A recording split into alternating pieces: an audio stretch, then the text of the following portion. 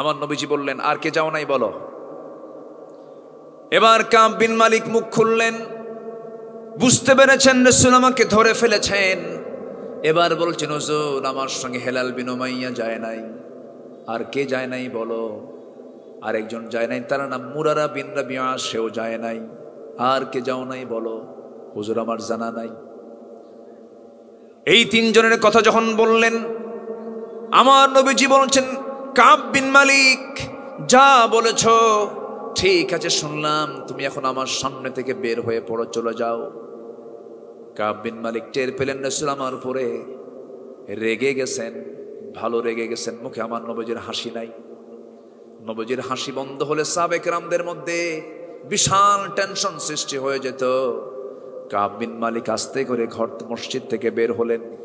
সঙ্গে সঙ্গে আমার নবীজি নোটিশ জারি করে দিলেন, ও মদিনাবাসী, ও মদিনার মুসলমান সাহাবীরা শোনো, কাব বিন মালিক, হেলাল বিন উমাইয়া, মুরারা বিন রাবিআ, এই তিনজন ব্যক্তি তারা তাবুকের প্রান্তরে তারা অংশগ্রহণ করে নাই, জিহাদে অংশগ্রহণ করে নাই।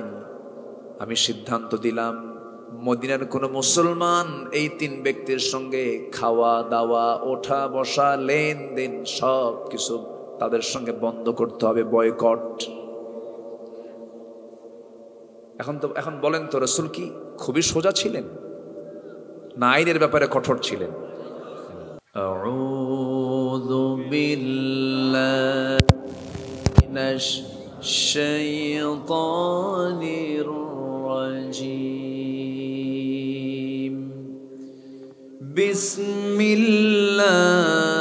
বিসমিল্লাহির রাহমানির রাহিম।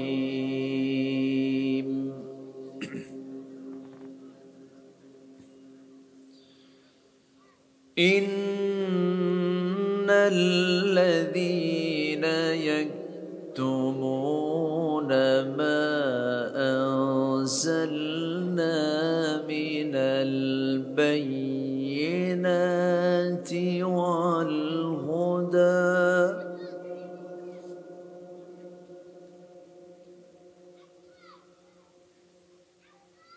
মিনাল البينات والهدى من بعد ما بيناه للناس في الكتاب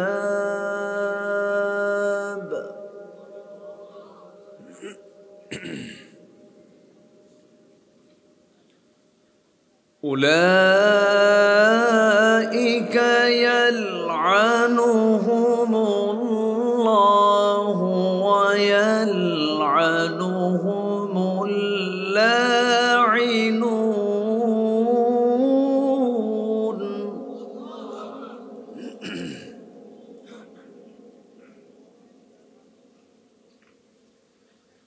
إلا الذين تابوا وأصلحوا وبينوا فأولئك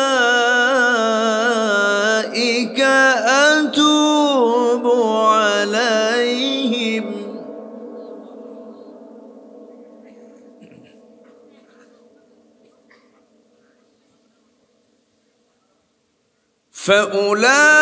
فأولئك أتوب عليهم وأنا التواب الرحيم.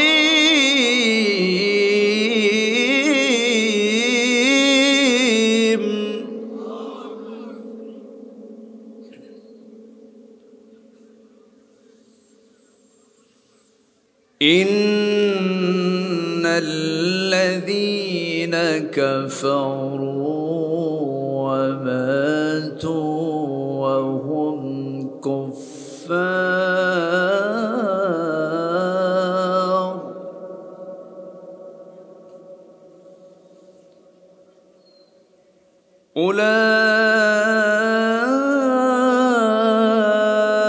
أولئك عليهم لعنة الله والملائكة والناس أجمعين.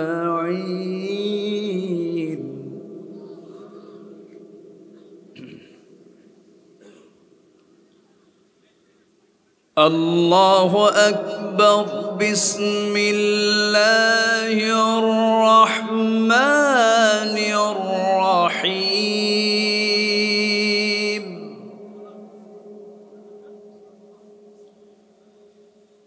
إن الله وملائكته يصلون على النبي يا أيها الذين آمنوا صلوا عليه وسلموا تسليما. اللهم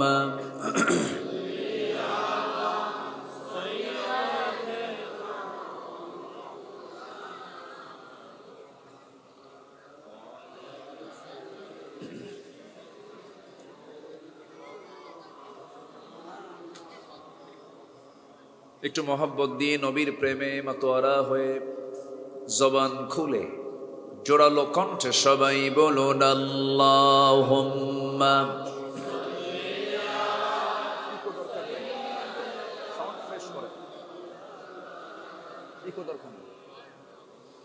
ওয়া আলা আলি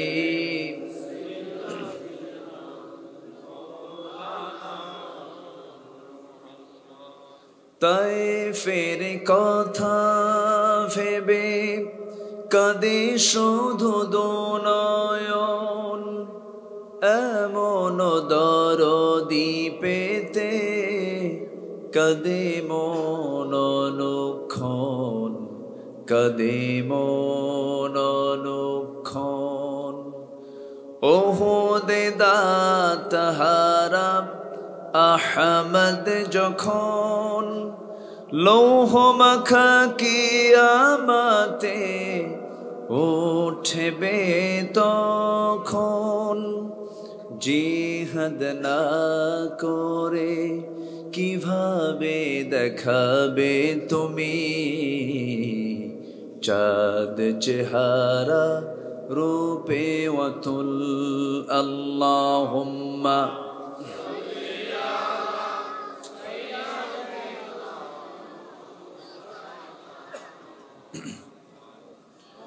وعلى آله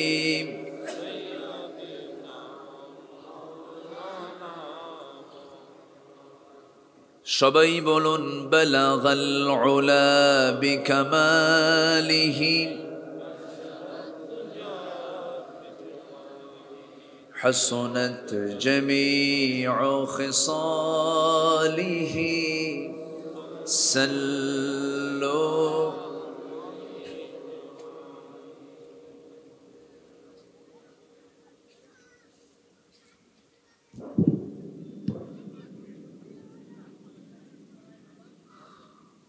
প্রাকৃতিক সৌন্দর্যের অপরূপ লীলাভূমি, সমুদ্র বেষ্টিত অঞ্চল, চট্টগ্রাম জেলার বাঁশখালী উপজেলার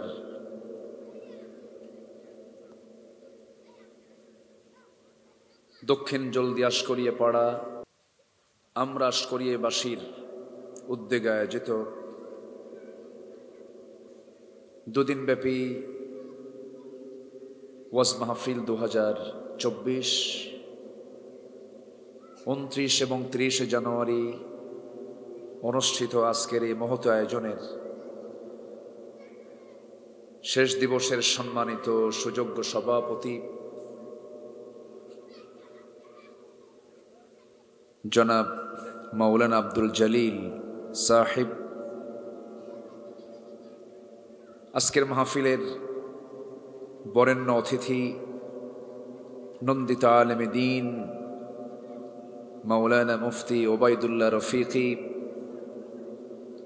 উপস্থিত হাজরাত উলামায়ে কেরাম, ফদলায়ে ইজম, সুশীল সমাজ, জাতির শ্রেষ্ঠ সন্তান শিক্ষক মণ্ডলী, জাতির বিবেক সাংবাদিক বৃন্দ, সামনে উপস্থিত দূরে কাছের বিভিন্ন স্থান থেকে ছুটে আসা কালেমার ঝান্ডাবাহী, তৌহিদের পতাকাবাহী, দ্বীন ইসলামের নরসারদুল বীর মুজাহিদ, প্রাণ প্রিয় সম্মানিত দ্বীনী ভাইরা, আড়ালে বসে আছেন শ্রদ্ধেয়া সম্মানিতা মা বোনেরা, আলোচনার সূচনায় আনুষ্ঠানিকতার মধ্য দিয়ে আমার পক্ষ থেকে আবারও দিল খোলা সালাম, আসসালামু আলাইকুম ওয়া রাহমাতুল্লাহি ওয়া বারাকাতুহু। সালামের জবাব একটু ভিজা ভিজা মনে হলো। আসসালামু আলাইকুম ওয়া রাহমাতুল্লাহি ওয়া বারাকাতুহু।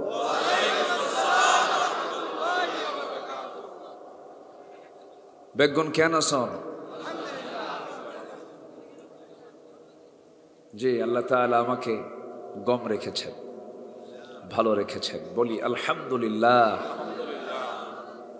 আমার কাছে খুব একটা কানে আসতেছে না আওয়াজ, এটা ক্লিয়ার করেন দেখি, একটু সরেন তো দেখি, বক্সটার আওয়াজ যেন আমার কানে আসে দেখি।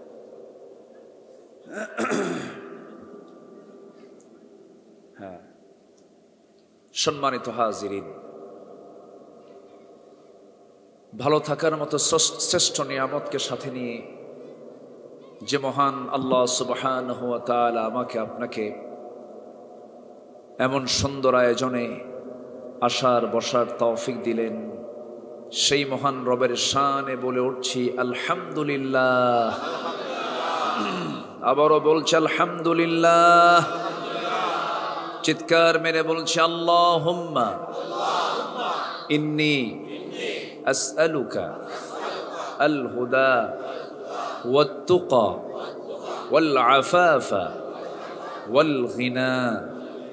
সবাই বলি আল্লাহুম্মা লাকা আসলামতু ওয়া বিকা আমানতু ওয়া আলাইকা তাওয়াক্কালতু ওয়া ইলাইকা আনাবতু ওয়া বিকা খাসামতু। আমরা আল্লাহ তাআলার শুকর আদায় করে নিলাম। সম্মানিত হাজিরিন, গত বছর আল্লাহ তাআলা এই অধম নগণ্য গোলামকে আল্লাহ তাআলা এই মাহফিলে নিয়ে এসেছিলেন। আল্লাহ তাআলা আমাকে এবছরও এই চাঁদমাখা মুখ আল্লাহ তাআলা আমাকে আবারও দেখার সুযোগ করে দিয়েছেন, বলি আলহামদুলিল্লাহ। সম্মানিত হাজিরিন, আমি আমার অভ্যাস অনুযায়ী আলোচনার সূচনায় কোরআনে কারীমের গুরুত্বপূর্ণ একটি সূরা, সূরাতুল বাকারার শেষ দিকে নয়, প্রথম দিকে নয়, ঠিক মাঝখান দিক থেকে আমি কয়েকটা আয়াতে কারিমা তেলাওয়াত করেছি। এই আয়াতগুলোকে সামনে রেখে আমি কিছু কথা বলতে চাচ্ছি। আল্লাহ তাআলা যেন আমার মুখ থেকে সেই কথাগুলো বের করে দেন, যে কথাগুলো এই মুহূর্তে প্রেজেন্ট ওয়ার্ল্ডের মুসলিম উম্মার জন্য, যে কথাগুলো জানা বোঝা জরুরি। আলাইহি তাওয়াক্কালতু ওয়া ইলাইহি উনীব, সেই মহান রবের প্রতি পূর্ণ ভরসা রেখে আসুন আমরা মূল আলোচনার দিকে আস্তে আস্তে চলে যাচ্ছি। সম্মানিত হাজিরিন, মহান রব্বুল আলামিন এই পৃথিবীতে মানুষ পাঠানোর আগে দুজন মানুষকে, অর্থাৎ আমাদের সবার পিতা আদম আলাইহিস সালাতু ওয়াস সালাম এবং হাওয়া আলাইহিস সালাতু ওয়াস সালামকে রেখেছিলেন কোথায়? বলেন তো, কোথায় রেখেছিলেন? জান্নাতে। জান্নাত থেকে আল্লাহ তাআলা আমাকে আপনাকে দুনিয়াতে পাঠালেন। আমাদের দুনিয়ায় আসা হলো। এই দুনিয়ার পর আমাদের মৃত্যুর মধ্য দিয়ে আরেকটা কাল আসবে, যে কালটার নাম হলো ইহকাল না পরকাল? আল্লাহর সৃষ্টি হলো দুটা পিঠ, একটা হচ্ছে দুনিয়া, আরেকটা কি? আখিরাত। আমরা একটা পিঠে আছি, আরেকটা পিঠ সামনে পড়ে আছে। আল্লাহর সৃষ্টির কয় পিঠ? দুই পিঠ। এক পিঠে আমরা ইহকালে আছি, মরার মধ্য দিয়ে আমরা আরেক পিঠে চলে যাব। কিন্তু ওই পরকালকে বিশ্বাস না করার মতো মানুষ তো নাই। আসতে বলে, আছে না নাই? আছে। পরকালকে বিশ্বাস করে না এমন যদি কোনো লোক থাকে, সে লোকগুলোর পরিচয় কি ইমানদার না কাফের? আসতে বলে, ইমানদার না কাফির? কাফির মানে হলো এথেইস্ট, অর্থাৎ অস্বীকারী। হিসাব কিসাব নাই, তারপরে আখিরাত নাই, পরকাল নাই, বিচার নাই, এগুলো বিশ্বাস করে না এমন শ্রেণীর লোক কিন্তু কম না, গোটা পৃথিবী জুড়ে কিন্তু অনেক। কিন্তু এই বিশ্বাস যদি না থাকে, এই পরকাল কেন্দ্রিক যদি চিন্তা কারো না থাকে, সে কখনো ভালো হতেও পারবে না। মানুষ ভালো হবে দুনিয়ার চিন্তায় না আখিরাতের চিন্তায়? বলেন, কিসের চিন্তায় ভালো হবে মানুষ? আখিরাতের চিন্তায়। যে কাজই করতে যাবে আগে ভাববে, আমার ওই কাল ঠিক থাকবে তো, পরকাল ঠিক থাকবে তো। এই যে জবাবদিহিতা, এই জবাবদিহিতার মানসিকতা না আসা পর্যন্ত একটা মানুষ কখনো ভালো হতে পারে। তাহলে এখান থেকে একটা বিষয় ক্লিয়ার, একটি মুসলিম রাষ্ট্রের ফার্স্ট ক্লাস নাগরিক যদি কেউ হতে চায়, তাহলে হতে হবে তার আল্লাহওয়ালা, পরকালমুখী তার চিন্তা হতে হবে। পরকালমুখী যদি চিন্তা তার ভিতরে যদি সৃষ্টি হয়, তাহলে সে হবে একটি মুসলিম জনপদের ফার্স্ট ক্লাস একজন নাগরিক, যা দিয়ে দুনিয়ার সমাজেও কল্যাণ বয়ে আনবে, ইহকালীন কল্যাণ বয়ে আনবে, এবং আখিরাতের সেই মনজিলে মাকসুদ, সেই বাপের ভিটায় জান্নাতে সে আবার চলে যাবে। সম্মানিত ভাইয়েরা, সেই মহান রব্বুল আলামিন আমাকে আপনাকে নির্দিষ্ট একটি টাইম দিয়ে দুনিয়াতে পাঠিয়েছেন। লা ইস্তাখিরুনা সাআতাও ওয়ালা ইস্তাকদিমুন, এক সেকেন্ড আগেও না, এক সেকেন্ড পরেও না। যথা সময়ে আমার জন্ম, যথা সময়ে আমার কি মৃত্যু হবে। লোকটা ওই জায়গায় না গেলে তো মরতো না। আহারে, একটু খেয়াল থাকলেই তো, সতর্ক থাকলেই তো এই ভুল চিকিৎসাটা হতো না, এরকম কিন্তু আমরা বলি। কিন্তু মূল ফয়সালা হলো কার? আসতে বলবেন না, কার? আল্লাহ। তাহলে বোঝা গেল যে একটা নির্দিষ্ট টাইম নিয়ে কিন্তু আমরা এখানে এসেছি। তাহলে এই টাইমটাকে আমি কেমন করে ব্যবহার করব, আমার সময়টা কেমন করে কাটবে, এই জন্য আল্লাহ তাআলা কিছু বিধি, কিছু হুকুম, কিছু নিয়ম কানুন তিনি দিয়েছেন। সেই নিয়ম কানুন যা তিনি দিয়েছেন সব কিছুর সমষ্টি হলো কি বলেন? সমষ্টি কি? কোরআন। এই পৃথিবীতে মহাসত্য, মহাবিস্ময়, মহা আশ্চর্য, অত্যাশ্চর্য যদি কিছু থেকে থাকে, সেটাই হলো কোরআন। আল্লাহর সৃষ্টি এই বিশাল আকাশ, সাবআতু আবহুর, ৭ সমুদ্র, বিশাল প্রদীপ্ত সূর্য, আলোকিত চাঁদ, আল্লাহ তাআলা যা কিছু আমার চোখের সামনে আমরা দেখছি সৃষ্টি করেছেন, এর মধ্যে সবচাইতে বড় বান্দাকে উপহার দেওয়া হলো কোরআন। জোরে বলি সুবহানাল্লাহ। যা কোনো সৃষ্টি নয়, এটা কোনো মাখলুক নয়, এটা হলো আল্লাহর বাণী। কার বাণী বলেন? আল্লাহর বাণী, যেটা চ্যালেঞ্জ। বলি আলহামদুলিল্লাহ। সেই কিতাব থেকে আমি কয়েকটা আয়াতে কারিমা তেলাওয়াত করেছি। সূরাটার নাম হলো সূরাতুল বাকারা।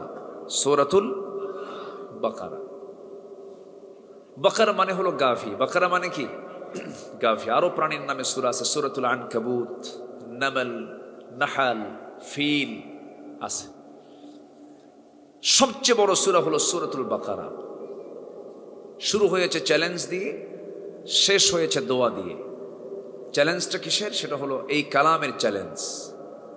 পৃথিবীতে একমাত্র বই, একমাত্র কিতাব যা শুরুতে চ্যালেঞ্জ দিয়ে শুরু হয়েছে। আল্লাহ তাআলা বলছেন কোনো সন্দেহ নেই, লা রাইবা ফীহ।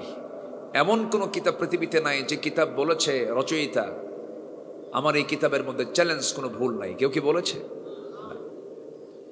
আল্লাহ রাব্বুল আলামিন চ্যালেঞ্জ দিয়ে কিতাব শুরু করলেন, সূরাটা শুরু করলেন, দোয়া দিয়ে শেষ করে দিলেন। যারা পারেন ঠোঁট মিলিয়ে বলুন, যালিকাল কিতাবু লা রাইবা ফীহি হুদাল লিল মুত্তাকিন الذين يؤمنون بالغيب ويقيمون الصلاة ومما رزقناهم ينفقون।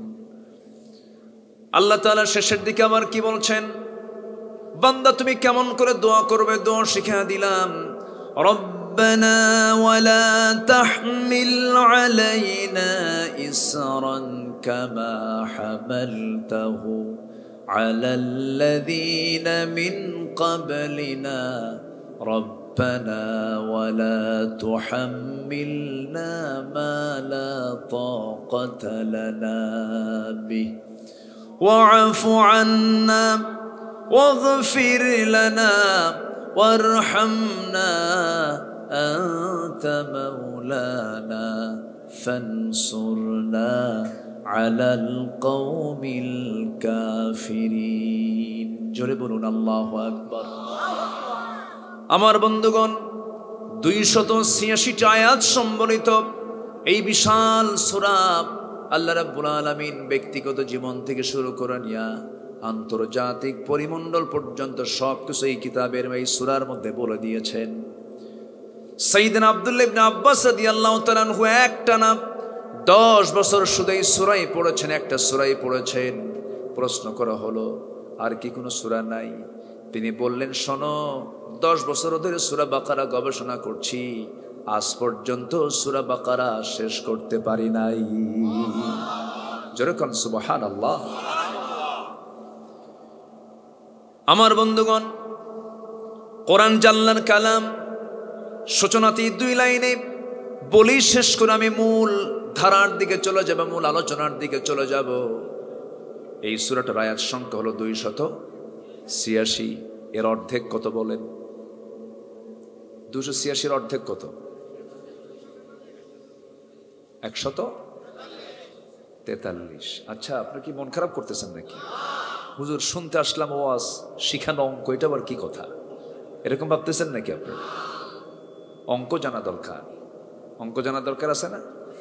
তাআল্লামুল ফারাইদ ফাইন্নাহা নিসফুল ইলম, তাআল্লামুল ফারাইদ ফাইন্নাহা নিসফুল ইলমি। ফারায়েজের জ্ঞান অর্জন করো, বন্টন নামার জ্ঞান অর্জন করো। বন্টন নামা, ফারায়েজ, এটা হচ্ছে সকল ইলমের অর্ধেক বলেছেন মুহাম্মদ সাল্লাল্লাহু আলাইহি ওয়াসাল্লাম। এজন্য অঙ্ক জানার দরকারও আছে না নাই? দুনিয়াতে যার অঙ্ক ঠিক থাকবে, আখিরাতে তার জান্নাতও ঠিক থাকবে। আমার বন্ধুগণ, কোরআন জাল্লার কিতাব, কোরআন জাল্লার কিতাব, তার বড় প্রমাণগুলো কিছু বললেই স্পষ্ট হয়ে যাবে। কোরআন যে সংখ্যা তথ্যের উপরেও সমন্বয় রেখে কোরআনটা নাজিল করেছেন মহান রব্বুল আলামিন। দেখেন আল্লাহ রাব্বুল আলামিন 143 নম্বর আয়াত এখানে কি বলেছেন, কোন আয়াতটা দিয়েছেন? وَكَذَلِكَ جَعَلْنَاكُمْ أُمَّةً وَسَطًا لِتَكُونُوا شُهَدَاءَ عَلَى النَّاسِ। জোরে বলুন আল্লাহু আকবার। আমি এমনই করে তোমাদের কি মধ্যম জাতি করে দুনিয়াতে পাঠিয়েছি। কি জাতি? মধ্যম জাতি করে। এদিকে আল্লাহ তাআলা এমন জায়গায় একটা সেট করেছেন, সে আয়াতটাও হলো শেষে না, সামনেও না, ঠিক মাঝখানে। যেরকম সুবহানাল্লাহ। মধ্যম জায়গায় মধ্যম জাতির কথা বলে উল্লেখ করেছেন। আল্লাহ তাআলা আরেক জায়গায় বলছেন, ইন্নী রাআইতু আহাদা আশারা কাওকাবান ওয়াশ-শামসা ওয়াল কামারা রাআইতুহুম লি সাজিদিন। সাইয়েদনা ইউসুফ আলাইহিস সালাতু ওয়াস সালাম বাপকে ডাক দিয়ে বলছেন, বাপ আমি রাতের বেলা 11টা নক্ষত্র স্বপ্নে দেখতে পেলাম। ইন্নী রাআইতু আহাদা আশারা কাওকাবা, ইন্নী রাআইতু আহাদা আশারা কাওকাবা। এই পর্যন্ত 11টা নক্তা আছে, ওইদিকে তারকাও 11টা, নক্তার সঙ্গে তারকা মিল রেখেছেন মহান রব্বুল আলামিন। জোরে কোন সুবহানাল্লাহ। এরকম করে অসংখ্য দিক সংখ্যার সঙ্গে মিল রেখে আল্লাহ রাব্বুল আলামিন এক অপূর্ব সমন্বয় করে কোরআনটা নাযিল করেছেন। যে জীবনে কোরআন পড়ে নাই, সারা জীবন অন্য বই পড়েছে, অন্য বই পড়ে হঠাৎ করে কোরআন পড়তে আসলে তার তেমন একটা ভালো লাগবে না, এলোমেলো মনে হবে, কেমন যেন পাঠ্যসূচি। কিন্তু কোরআন পড়ে যখন মজা পেয়ে যাবে, পৃথিবীর কোনো বই পড়ে আর তার কোনো মজা আসবে না। জোরে কোন সুবহানাল্লাহ। কোরআন যার শব্দ, যার বাক্য, যার সেটিং, যার ফিনিশিং পৃথিবীর কোনো কিতাবের সাথে কোনো মিল নাই। সেই মহা দরিয়া থেকে কয়েকটা আয়াত আমি তেলাওয়াত করেছি। এখন তো এক জায়গায় 2 দিন 3 দিন 4 দিন ধরে আর মাহফিল হয় না, একদিনই পারমিশন পাওয়া কঠিন। কোরআনের তাফসীর মাহফিলের পারমিশন দেয় বেনামাজিরা, ম্যাক্সিমাম তো তাই, দুঃখ লাগে। 2011, 2012, 2013, 2014 এই সময়গুলোতে আমি দেশের বিভিন্ন জায়গায় এক এক জায়গায় 2 দিন 3 দিন 4 দিন 5 দিন করে মাহফিল করেছি। পাবনার দারুল আমান ট্রাস্ট, উত্তরবঙ্গের গেটওয়ে, সেই ট্রাস্টে আমি একটানা 3 দিন মাহফিল করেছি, 4 থেকে 5 বছর। মাহফিলগুলো হয় না, কোন যেন ফেরেশতা এসে মাহফিল বন্ধ করে দেয়। আল্লাহ তুমি তাদের বোঝার তৌফিক দাও। জোরে বলি আল্লাহুম্মা আমিন। সম্মানিত ভাইয়েরা, সময় তো খুব অল্প, আমাকে সময় দেওয়া যাবে তো ইনশাআল্লাহ? সময় দেওয়া যাবে তো? জোরে বলি ইনশাআল্লাহ। গত বছর এসেছিলাম সন্ধ্যায়, এবার আসলাম একটু রাতে। আবার ময়মনসিংহের স্টাইল যদি হয়, ওই এলাকায় আবার প্রধান মেহমানকে উঠায় দেয় রাত 3টায়। রাত কয়টায়? 3টায়। এক মাহফিলে গেছে, বললো হুজুর আসছেন, খান, ঘুমান। রাত 9টায়। ঘুমাবো মানে হুজুর ঘুমান? গত বছর প্রধান মেহমান যে সময় উঠছে তার চেয়ে 1 ঘন্টা আগে আপনাকে উঠাবো। 3টার দিকে এসে বলে হুজুর চলেন মঞ্চে যাই। আপনি 3টায় উঠালেন, এত আগে, তাও 1 ঘন্টা আগে। হুজুর গত বছর প্রধান মেহমান উঠছিল 4টায়, আপনাকে 1 ঘন্টা আগে দিলাম। বিচিত্র দেশ আমার, এক একটা জায়গায় এক একটা কালচার চালু আছে, তবে উত্তম সময় কিন্তু গত বছরেরটাই, মেইন সময় ওটাই। আমি এতটুকু প্রমিস আমি নিতে চাই, কারণ নামাজ কাজা হবে না তো? জোরে বলি ইনশাআল্লাহ। আসুন সোজা আমরা আলোচনার দিকে চলে যাচ্ছি। আল্লাহ তাআলা কিছু কিছু বান্দার অপকর্মের জন্য আল্লাহ নিজে লানত দিবেন। আল্লাহ নিজে কি দিবেন? লানত, অভিসম্পদ দিবেন। আল্লাহর লানতের চাইতে ভয়ানক আর কিছু থাকতে পারে বলেন তো? থাকতে পারে না। আবার বান্দার কিছু অপরাধের জন্য আল্লাহর কাছে নিজে রাসূল নিজে মামলা দিবেন। আমার রাসূল মামলার বাদী হবেন। তাহলে সে অপরাধগুলো কি ছোট না বড়? আসতে বলবেন না, ছোট না বড়? বড়। আমার বন্ধুগণ, এই কিতাব এমন একটি কিতাবের নাম যা আমাকে সাক্ষ্য দিয়ে জান্নাতের দরজায় পৌঁছায় দেবে, আবার আমার বিরুদ্ধে সাক্ষ্য দিয়ে জাহান্নামের দরজায় পৌঁছায় দেবে। হুজ্জাতুল লাকা ওয়া আলাইক, কোরআন তোমার পক্ষে যাবে অথবা বিপক্ষে যাবে। সেই দিন আমার নবী পর্যন্ত সেদিন আদালতে আখিরাতে মামলা দায়ের করবেন কাদের বিরুদ্ধে? ক্বালার রাসূল ইন্না কওমি ইত্তাখাযু হাযাল قرآنا مهجورا জোরে বলুন আল্লাহু আকবার। সেই দিন বলবে আল্লাহ, এই কওমের লোকেরা কোরআনটাকে পরিত্যক্ত করে রেখেছে। সেই দিন কোন কোন ব্যক্তির বিরুদ্ধে মামলা হবে? নাম্বার 1 হলো যে সমস্ত রাষ্ট্রপতিরা, যে সমস্ত নেতারা রাষ্ট্র চালিয়েছে কিন্তু কোরআন দিয়ে রাষ্ট্র চালায় নাই, তাদের বিরুদ্ধে মামলা হবে। আসতে কোন কেন? এটা কি আমার কথা না কোরআনে আছে? কোরআনে আছে না নাই? যদি বলেন বলা যাবে না, তাহলে আমার শর্ত হলো কোরআন থেকে ওই আয়াতটা মুছে দেন। কোরআন থেকে যেমন আয়াত মুছে দেওয়া সম্ভব নয়, আমাদের মুখ থেকেও কথা বন্ধ করা সম্ভব নয়। সেই দিন মামলা খাবে তারা। এখন যেমন দুনিয়া জুড়ে প্রকৃত মুসলমান যারা যারা কোরআনকে সমাজে চালু করার জন্য মামলা খাচ্ছে, ঠিক তেমনি উল্টা আদালতে আখিরাতে তারা মামলা খাবে। শুধু একজন ইহকালে খাবে, আরেকজন কি খাওয়া ঠিকই খাবে। কষ্ট পাচ্ছেন? নিজের গায়ে মাখায় নিবেন না কথাগুলো। ভাববেন না যে হুজুর আমার বিরুদ্ধে কথা বললো না। কোরআন আপনার বিরুদ্ধে গেলে কি করার আছে? কিছু করার আছে? বুঝতে হবে। আল্লাহর কসম, প্রিয় ভাই, আল্লাহর কসম করে বলি, কোন ব্যক্তি বা গোষ্ঠীকে গালি দেওয়ার জন্য হিংসাত্মক মনোভাব নিয়ে আমরা কথা বলি না। আমরা কোরআনকে সামনে নিয়ে কথা বলি। এখন যারা সুদ খায় তাদের তো ভালো লাগবে না। যারা যারা যারা বড় বড় মদের বোতল নিয়ে বসে থাকে তাদের তো ভালো লাগবে না, সহ্য হবে না তাদের। এটা আমাদের তো কিছু করার নাই। একটু দিলের চোখটা খুলে একটু দেখেন, আপনিও ফিরবেন। জোরে বলি ইনশাআল্লাহ, জোরে বলি ইনশাআল্লাহ। তাহলে ওই সমস্ত বান্দারা সেদিন ধরা খেয়ে যাবে, মামলা খাবি।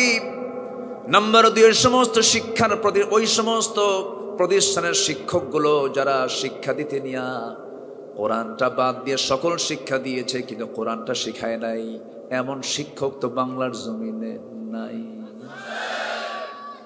আছে? কি শিখায়? Male female transgender. দেখছেন? Male female transgender. ইন্না খালাকনাকুম মিন যাকারিন ওয়া উনসা, আমি তোমাদেরকে সৃষ্টি করেছি নারী এবং পুরুষ থেকে, এর মধ্যে ঢুকাই দিয়েছে ট্রান্সজেন্ডার। রহিম রহিমা, করিম করিমা, হাবিব হাবিবা, শরীফ শরীফা, আর কি?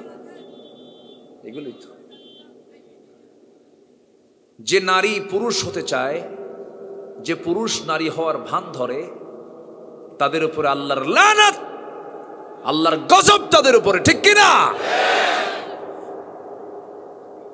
এর মাঝে আবার আছে হলো সমকামিতা। পুরুষ পুরুষে আকৃষ্ট হয়, নারী নারীতে আকৃষ্ট হয়, যা কুত্তার মধ্যেও নাই। কুত্তা ওরছে ভালো আছে, ঠিক আছে না? কুকুর কি বিকৃত আচার যৌনাচার করে? ওরা সিস্টেম মেনে চলে। আজকে ইউরোপ আমেরিকার মতো দেশ, যে দেশগুলোকে আমরা স্বপ্নের দেশ বলি, কিসের স্বপ্ন? সব কুত্তা, ঠিক কিনা? যাদের মধ্যে কোনো লাইফ স্টাইলে যাদের কোনো ধারাবাহিকতা নাই, একটা সুশৃঙ্খল ভাব নাই। আমি লম্বা সময়ে যদি আমি পাই, আমি কথা বলবো, জোরে বলি ইনশাআল্লাহ। একমাত্র ইসলাম পারে মানুষকে সুশৃঙ্খল করতে, বলি আলহামদুলিল্লাহ। কে বলেছে সে দেশে সুখ আছে, শান্তি আছে? সবচাইতে মানসিক রোগীর দেশ বেশি হলো আমেরিকা। সব সাইকোলজিক্যাল ডিজিজে আক্রান্ত, সব মানসিক রোগে তারা আক্রান্ত। যেখানে সুইসাইডের পরিমাণ বেশি। কে বলেছে স্বপ্নের দেশ জাপান? কে বলেছে? মানুষ একা বাড়িতে থেকে জীবন চলে যায়, দেখার কেউ নাই। কে বলেছে? সম্মানিত ভাইয়েরা, সম্মানিত বন্ধুগণ, সমকামিতার আইন আজকে ইউরোপ আমেরিকাতে বিল আকারে সংসদে পাশ করা হচ্ছে। ওদের মধ্যেও আবার কিছু ভালো আছে। ঋষি সোনাক, ইংল্যান্ডের ব্রিটেনের প্রেজেন্ট প্রাইম মিনিস্টার ঋষি সোনাক একজন ভারতীয় বংশোদ্ভূত একজন প্রধানমন্ত্রী ব্রিটেনের। তিনি বলেছেন, a man is a man, A women is a women, that's just a common sense. একটা পুরুষ একটা পুরুষ, একটা নারী একটা নারী, এটা বোঝার জন্য এত বুদ্ধি লাগে না, একটা কমন সেন্স লাগে। দেখে বেশি কিছু লাগে নাকি? তুমি যদি সমকামী হও, তোমার প্রজন্ম পৃথিবীতে আসবে না। তোমার বাপ যদি সমকামী হতেন, তোমার জন্ম দুনিয়াতে হতো না। আর কি বোঝার আছে? আজকে মানুষ আবার সে আগের অন্ধকার যুগের দিকে চলে আসছে। এই চরিত্র ছিল 5000 বছর আগে কওমে লূতের। কোরআনে এইগুলো কাহিনী আছে না নাই? সেই জমিনটা ডাবায়া দিয়েছেন ফি আদনাল আরদ, জর্দানের সেই ডেড সি এলাকা। এখনো গোটা দুনিয়ার সবার সবকিছুর চাইতে সবচেয়ে নিম্নাঞ্চল এলাকা হলো ওই ডেড সি এলাকা, ফি আদনাল আরদ। আল্লাহ তাআলা সেই জাতিকে গজব দিয়ে শেষ করে দিয়েছে। কেন? ওরা সমকামী ছিল। সম্মানিত ভাইয়েরা, সম্মানিত বন্ধুগণ, সেই দুনিয়ায় আমরা এখন বসবাস করছি। ঈমান টিকে রাখার দরকার সবার পরে না সবার আগে? সবার আগে কি বলেন? আরো জোরে, সবার আগে কি বলেন? ঈমান। নামই তো ঈমান আলী। আছে না কিছু লোকের নাম আছে না? ওর আর কি সমস্যা আছে? নাম তো ঈমান আলী হয়েই আছে। হবে কাম? হবে না। নাম হলো ঈমান আলী। মসজিদে যায় না, নামাজ পড়ে না। নাম হলো রমজান আলী। রমজান মাসে দুপুরবেলা ইফতার করে। নাম হলো হিম্মত আলী। সাইকেলের চাকা বাস চলে শীত হয়ে পড়ে। রাখছে কি? হিম্মত আলী। নাম হলো আতর আলী। গোটা গায়ে গাজার গন্ধ। নাম হলো আতর আলী। নাম হলো খোকা মিয়া। বয়স হলো 90 বছর। নাম রাখছে কি? খোকা মিয়া। নাম হলো বাদশা মিয়া। ভিক্ষা করে। কি করে? নাম দিয়ে তো জান্নাত পাওয়া যাবে না। জান্নাত পেতে হলে ঈমান নিয়ে জান্নাত নিতে হবে। ঈমানের বিনিময় হলো জান্নাত। সেই ঈমানটাকে আমরা যত্নের সঙ্গে আমরা রাখবো। ঈমানটা সবার আগে প্রাধান্য দেব।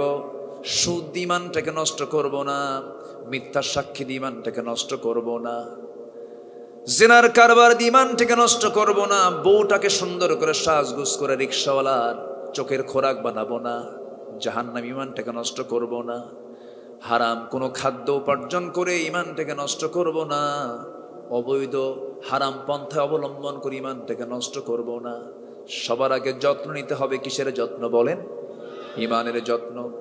সেই ঈমানের যত্ন নেবার জন্য সবার আগে ঈমানটা আমার ঠিক আছে কিনা আমরা যাচাই করব। কি দিয়া বলেন?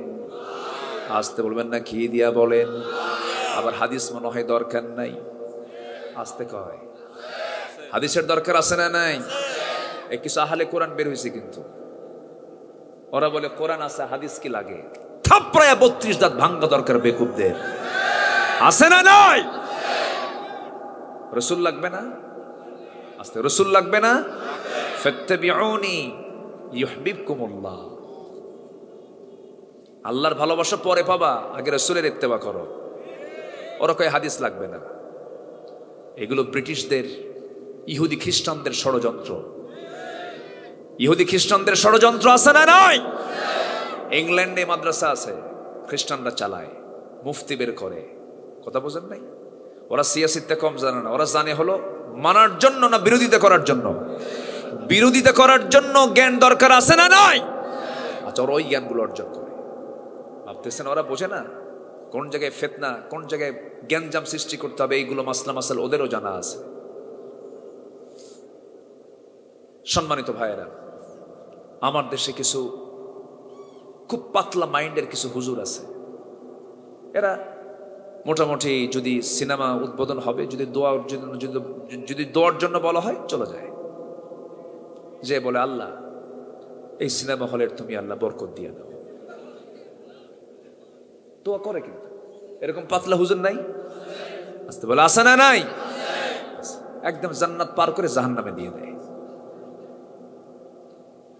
এরকম পীর কেবলাও আমার দেশে আছে, মদের ফ্যাক্টরি উদ্বোধন হবে, চলে যায়। আল্লাহ এই মদের ফ্যাক্টরিতে যতজন চাকরি করে সবার রুজিতে বরকত দাও, এবং এই মদের ফ্যাক্টরির উপরে তোমার খাস রহমত নাজিল করো, যেরকম নাউজুবিল্লাহ। এরকম লোকও কিন্তু আছে না নাই বলেন? আছে না নাই? আচ্ছা, সম্মানিত ভাইয়েরা, সম্মানিত বন্ধুগণ,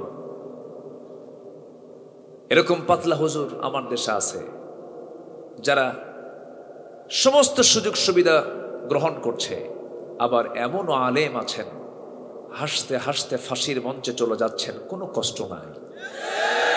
হাসতে বলবেন না, আছে না নাই? আচ্ছা, ইমাম ইবনু তাইমিয়া রাহিমাহুল্লাহ দামেস্কের জেলখানায় আটকিয়ে রেখেছে। জেলার এসে বলতেছে, হুজুর কি করব, চাকরি করি, হুকুমের গোলাম, কিয়ামতের দিন কি আল্লাহ তাআলা আমাকে ধরবেন এগুলোর জন্য? ইমাম ইবনু তাইমিয়া বলছেন, তোমাদের মতো লোক থাকার কারণে জালিমরা জুলুম করার সুযোগ পায়। এরকম লোক তো নাই। আসতে বলে, আসে না নাই? তাহলে চোখের পানি ফেলে কাঁদলে হবে না, কাজ করতে হবে, ইমানটাকে টিকে রাখতে হবে। যেই কাজ করতে গিয়ে ইমান অস্তিত্বহীন হয়ে পড়ে, যে নেতৃত্ব মানতে গিয়ে, যে হুকুম মানতে গিয়ে ইমান হেরে যায়, সেই নেতৃত্ব, সেই হুকুমের আমরা মুখে থুতু মারি, ঠিক কিনা? ইমান আগে কি বলেন? ইমান। ইমান তাজা হবে, ইমান মজবুত হবে কি দিয়া? কোরআন আমরা পড়বো, জোরে বলি ইনশাআল্লাহ। রাসূল মামলা দিবেন ওই সমস্ত শিক্ষকের উপরে যারা কোরআন শিখায় নাই, ওই সমস্ত নেতার উপরে যারা রাষ্ট্র চালাইছে কোরআন ছাড়া, ওই সমস্ত পিতামাতাকে সেই দিন মামলা দেওয়া হবে যে সমস্ত পিতামাতা সন্তানকে জজ বানিয়েছে, ব্যারিস্টার বানিয়েছে, এমপি মন্ত্রী বানিয়েছে, ভালো কথা, কিন্তু পাশাপাশি কোরআন শেখায় নাই, হাদিস শেখায় নাই। বাপ মাকেও ছাড়া হবে না, শিক্ষক ছাড়া হবে না, নেতাকে ছাড়া হবে না, ওই সমস্ত বান্দাকেও ছাড়া হবে না যে সমস্ত বান্দাগুলো কোরআনকে না মেনে, কোরআন না শিখে যারা দুনিয়া থেকে বিদায় নিয়েছে, তাদেরকেও ধরবেন। তিনি কে? আসতে বলবেন না, তিনি কে? অনেক বুড়ো চাচা আছে বলে, হুজুর কোরআন পড়বো কেমনে, মুখে আসে না, পারে না, বয়স হয়ে গেছে। কিন্তু এই মুরব্বী চাচা 70 বছর বয়স, যখন চাচাকে বলি, চাচা জলদির মোড়ে বাঁশখালী পৌরসভার সামনে আপনার যে 4 কাঠা জায়গা আছে তার দাগ নাম্বার কত? 93 আছে না? মুখস্থ আছে না? জায়গা মতো নাম ঠিকই মনে আছে। দুনিয়ার 70-80 বছরের জিন্দেগির 4 কাঠা 5 কাঠা পুকুর পুষ্কনি আপনার জায়গা জমির আপনার দাগ নাম্বার টনটনা মুখস্থ থাকলো, সর্বনিম্ন যে জান্নাত আল্লাহ রাব্বুল আলামিন বান্দাকে দিবেন 10টা পৃথিবীর মতো একটা জান্নাত, সেই জান্নাতের দাগ নাম্বার আছে না নাই? কোথায়? কোথায় আছে? কোরআন। কোরআন থেকে খুঁজে বের করতে হবে। এটা এমন একটা রাস্তা আল্লাহ রাব্বুল আলামিন রেখে দিয়েছেন, ওই হাদা সিরাতি মুস্তাকিমা ওয়া নি'বুদুনি হাদা সিরাতুম মুস্তাকিম। এটা এমন একটি কিতাবের নাম যে কিতাবের দিকে নজর রাখলে বান্দা জান্নাতের রাস্তাটা সম্পূর্ণ ক্লিয়ার দেখতে পারে। জোরে কোন সুবহানাল্লাহ। গুগল ম্যাপ আছে না? গুগল ম্যাপ যাবেন আপনি এখন, একদম মেরিন ড্রাইভ টেকনাফ, চেনেন না পথ, বাবা গুগল বলে দে তো, কি ঠিক আছে না? কি চলে আসে না? আসে।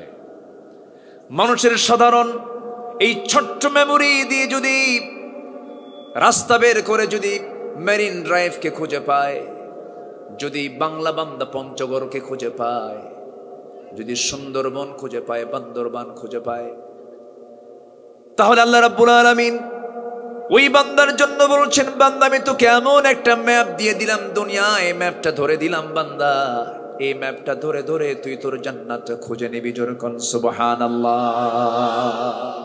তাহলে জান্নাতের ম্যাপ কোথায়? জান্নাতের ম্যাপ কোথায়? কোরআনে। খুঁজে বের করতে হবে। দেখেন, 1 নাম্বার আমি তথ্য দিচ্ছি, জান্নাত মোট কয়টা বলেন? কয়টা জান্নাত? 8টা জান্নাত। আল্লাহ রাব্বুল আলামিন 1 নম্বর জান্নাতের ম্যাপ দিয়েছেন সূরা মুমিনুন, সূরা কাহফের শেষের দিকে মহান রাব্বুল আলামিন বলছেন, ইন্নাল্লাযীনা আমানু ওয়া আমিলুস সালিহাতি কানাত লাহুম জান্নাতুল ফিরদাউসি নুজুলা। জোরে বলুন আল্লাহু আকবার।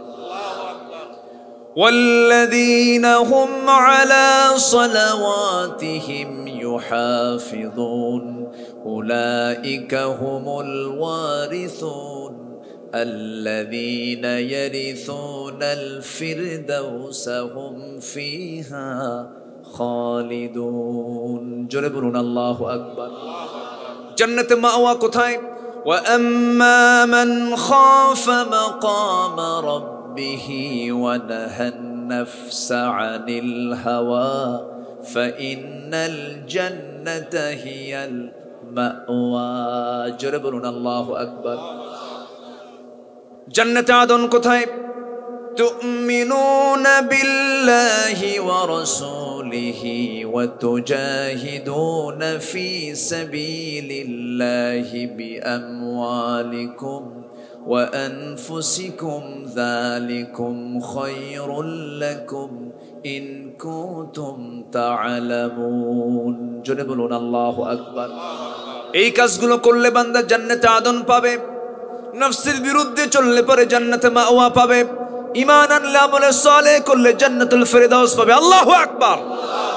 সব বলে দিয়েছেন একটা একটা করে। কে? আসতে বলবেন না কে?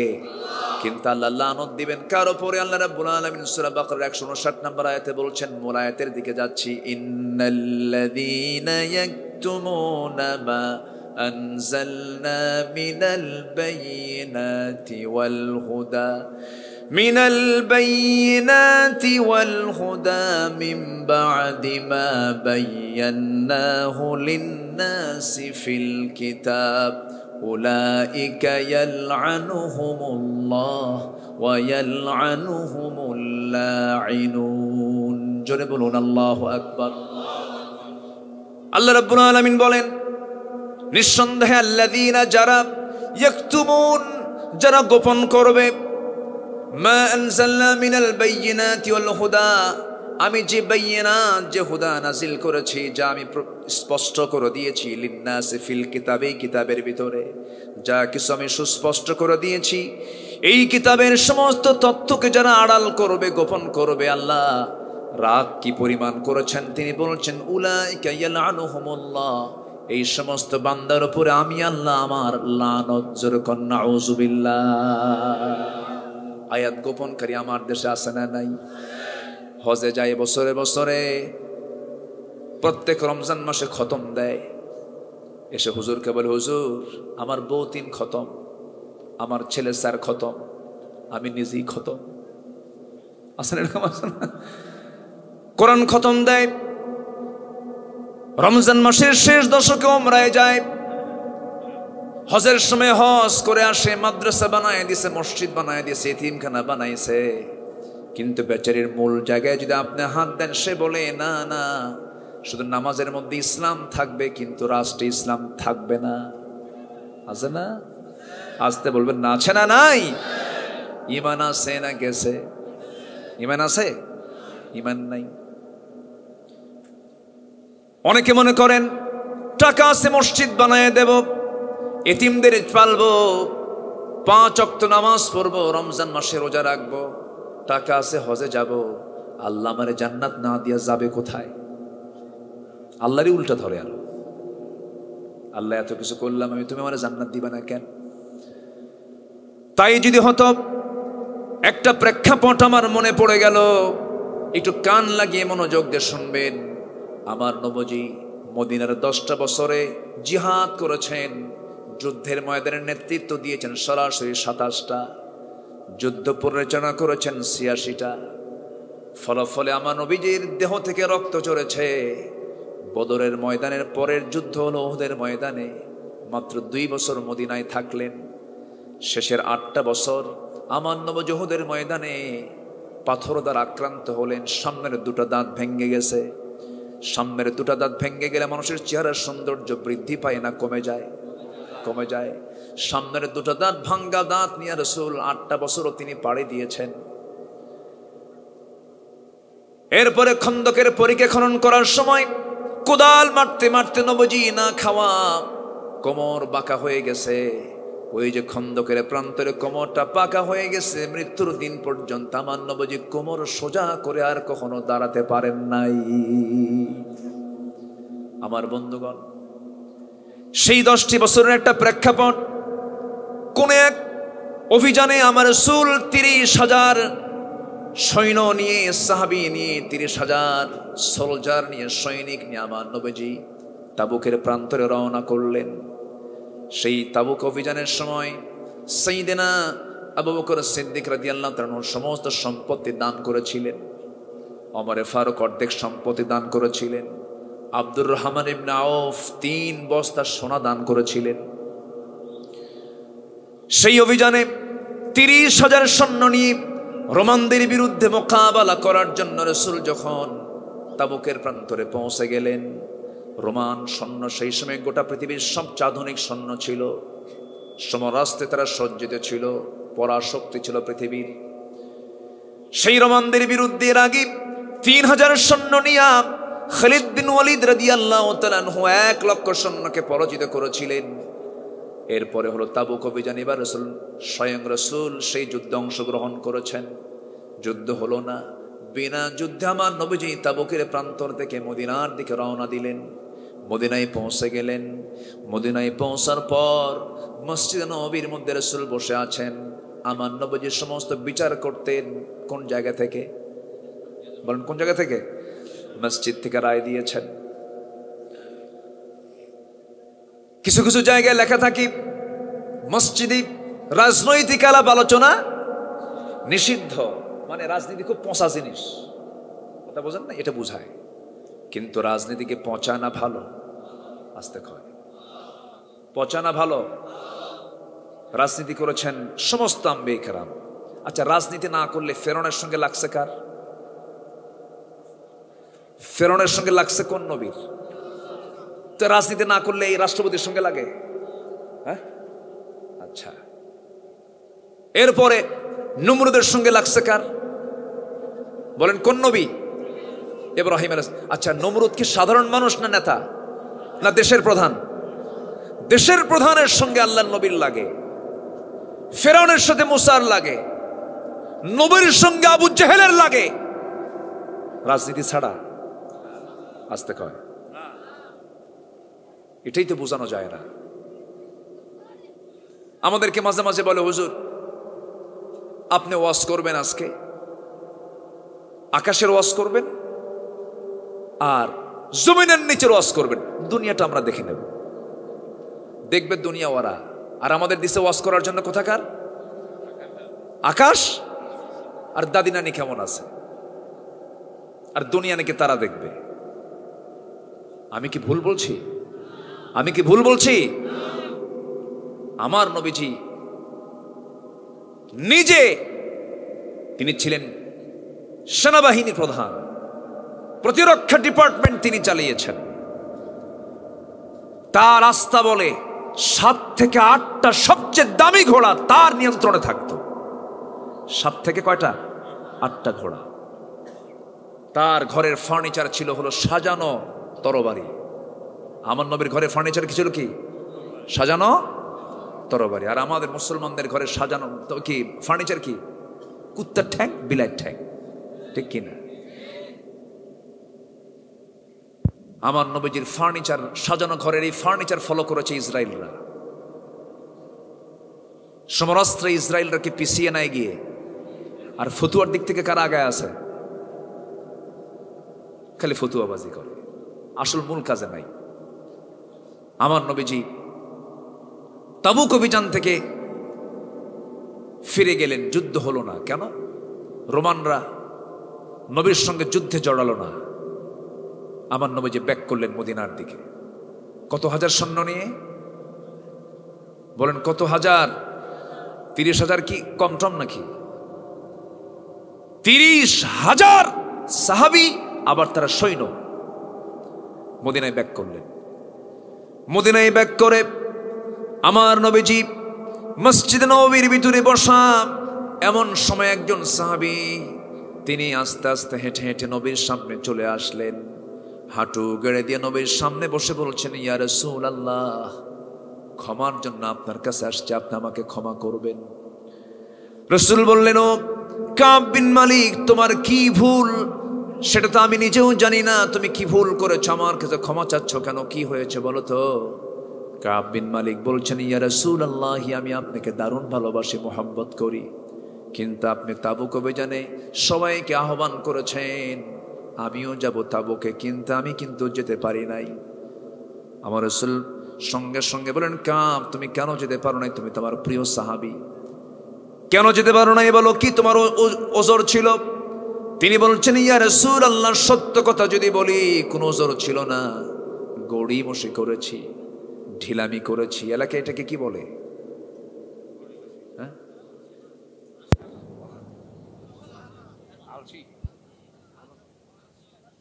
আলসি। হ্যাঁ, আলসি, গড়িমসি করেছি। আপনাদের ভাষাগুলো আমার খুব মজা লাগে, আলহামদুলিল্লাহ, ভাষার মধ্যে মজা আছে। বাবুর্চি, বাবুর্চি আছে না, এটাকে কি বলেন আপনারা? বস্তি। হ্যাঁ। তারপরে গাছ টাছ যেন ছাগল না খায় এর জন্য বেড়া দেয়, একটা নাম বেড়া, একটা নাম হচ্ছে টিয়ারা, ঠিক আছে না? কাদামাটিকে কি বলে? ফুট ফুট নাকি, যাই হোক একটা কিছু তো। হ্যাঁ, আলহামদুলিল্লাহ, চেষ্টা করি, পারি না, বুঝলেন? পারতে গেলে এলাকায় আবার জন্ম নিতে হবে, এ তো আর সম্ভব না। কোরআন শিখে পারা যায়, কোরআনটা সহজ তো, এটাকে সুন্দর করে পড়ে আমার দেশের হাফেজরা আরবদের হারায় ফেলে। আলহামদুলিল্লাহ বলবেন না? হারায় ফেলে না, হারায় ফেলে না, প্রত্যেক বছরই হারায়। ভাষা কিন্তু বাংলা, অথচ আরবি কোরআন আরবরা পারে না। কোরআন সহজ দেখি তো পারে না, তাই না? কোরআন তো সহজ, কিন্তু যারা ফার্স্ট হয়েছে ওদেরকেও যদি নিয়ে এসে বলেন তুই সিরাঙের ভাষা কম, মরার আগ পর্যন্ত পারবে না, যদি এলাকার না জন্ম হয়। আপনাদের ভাষার মধ্যে একটা আলাদা আর্ট আছে, সৌন্দর্য আছে, বলি আলহামদুলিল্লাহ। গড়িমসি কি? গড়ি মানে আলসেমি, পারতাম হুজুর কিন্তু যাই নাই। আচ্ছা, এই লোকটা ওঠে কেন? এই যে ও লোকটা না ছোট মানুষ, এই বসো, যে উঠতে নেবে তারই বসায় দিবে, কি ঠিক আছে না? হ্যাঁ, কোনো ওঠা উঠি নাই, বসেন। মাহফিলে বসে যদি মজা না পান তাহলে ভাবতে হবে ওয়াসওয়াসা দেওয়ার জন্য কি আছে? আছে, বাঁশখালী আসে কি? শয়তান কি আসে বাঁশখালী? না আসে না, এলাকায় আসে না। মানুষ আছে যেখানে, শয়তান আছে সেখানে। একদিন এক আল্লাহর পয়গম্বর মুসা আলাইহিস সালাম তিনি দাঁড়ায় আছেন, তো জিবরিল আমিন তিনি ওহী নিয়ে আসছেন, তিনি সামনে দাঁড়ানো, শয়তানের সামনে দাঁড়ায় আছে। তো জিবরাইল দেখে ফেলছেন, শয়তান তোর কাজ নাই কাম নাই, নবীর কাছে আসা লাগে আবার। তো বলতেছে মুসা কই আছে? কে মুসা দুনিয়ায় আছে। মুসার বাপ আদম জান্নাতে ছিল, আমি জান্নাতে গিয়ে আদমকে ওয়াসওয়াসা দিছি, মুসা তো দুনিয়ায়। কথা বলেন নাই? শয়তান যদি জান্নাতের মধ্যে ঢুকে আমার আদমকে যদি, আমার বাপকে যদি ওয়াসওয়াসা দেয়, সেই শয়তান তো বাঁশখালী চেনেই না। চেনে না বাঁশখালী? বাঁশখালী চেনে না? বসেন, ওয়াসওয়াসা দেওয়ার জন্য কিন্তু সে কিন্তু আসতে প্রস্তুত। সুম্মা লাআতিয়ান্নাহুম মিন বাইনি আইদিহিম ওয়া মিন খালফিহিম ওয়া আন আইমানিহিম ওয়া আন শামাইলিহিম ওয়া লা তাজিদু আকসারুহুম শাকিরিন। আল্লাহু আকবার বলেন।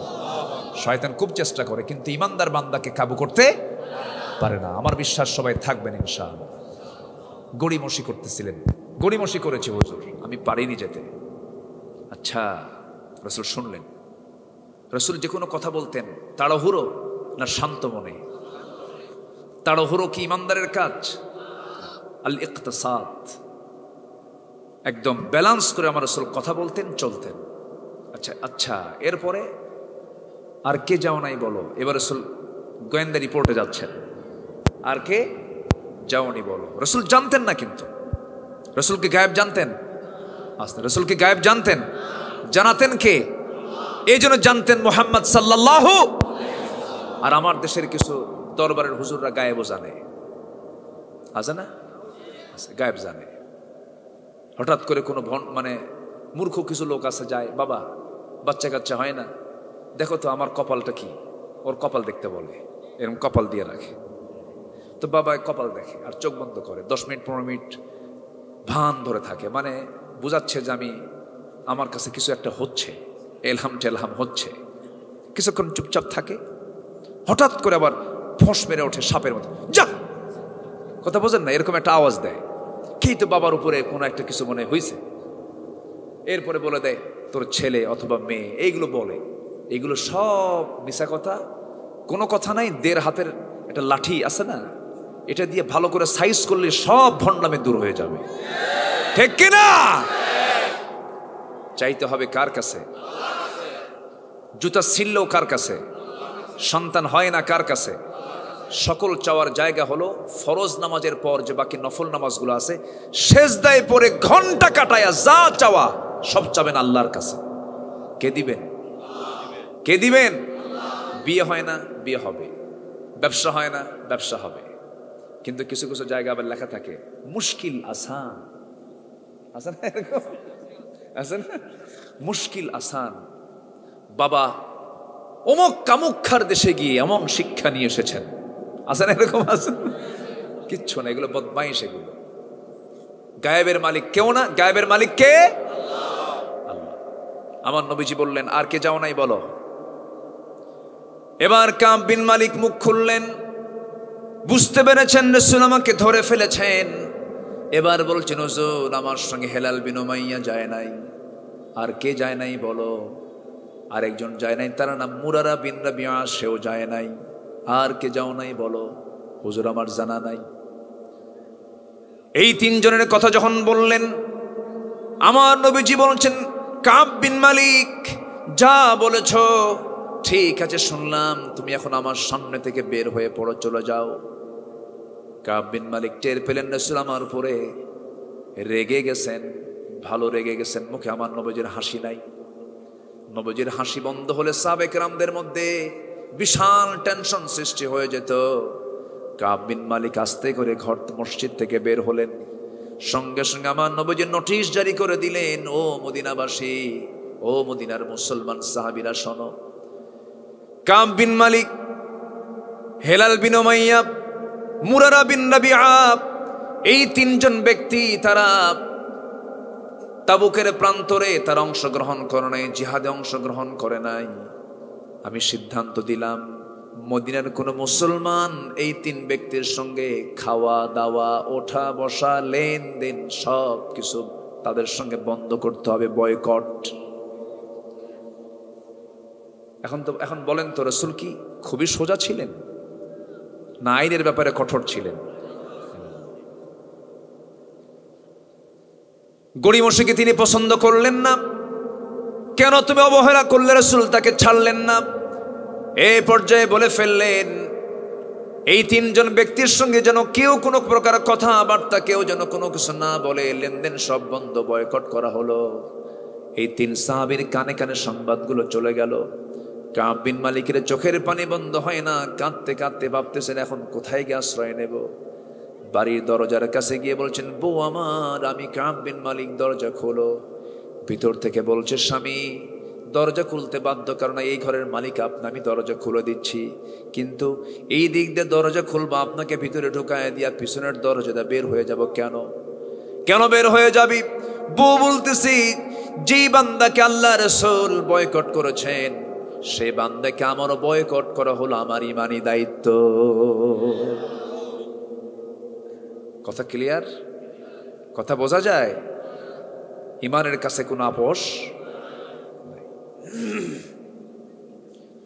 কাব বিন মালিক রাদিয়াল্লাহু তাআলা আনহু ঘরের মধ্যে আর ঢুকলেন না। ভাবলেন বেচারি মহিলার কোথায় যাবে, না আমি ভিতরে ঢুকবো না। তিনি উল্টান করে আবার ঘরের সামনে থেকে বের হয়ে আসতেছেন। সামনে দেখেন ফুটন্ত দুইটা কলিজার টুকরা তার সন্তান, 10 বছর 12 বছরের বাচ্চাগুলো। সন্তানদের দেখে তিনি কেঁদে ফেলে দিয়ে বলছেন, বাজানরা এদিকে আয়, তোদের একটু আদর করি। সন্তানগুলো হাত দিয়ে ইশারা করে বলে, যাবো না। রাসূল নাকি তোমাকে বয়কট করেছেন, তোমার সঙ্গে আমরাও কথা বলবো না। কাব বিন মালিকের কাছে দুনিয়াটা একদম ছোট হয়ে আসলো। আরে আমি কেন গড়িমসি করলাম, আমি কেন গেলাম না? কিন্তু আরেকটা প্রশ্ন আমি করি, যেই অভিযানে গিয়ে যুদ্ধই হলো না, মোকাবেলা হলো না, আবার ওইদিকে 30,000 সৈন্য, মাঝে মাত্র কয়জন নাই বলেন? কি এমন হতো রাসূল তো মাফও করতে পারতেন।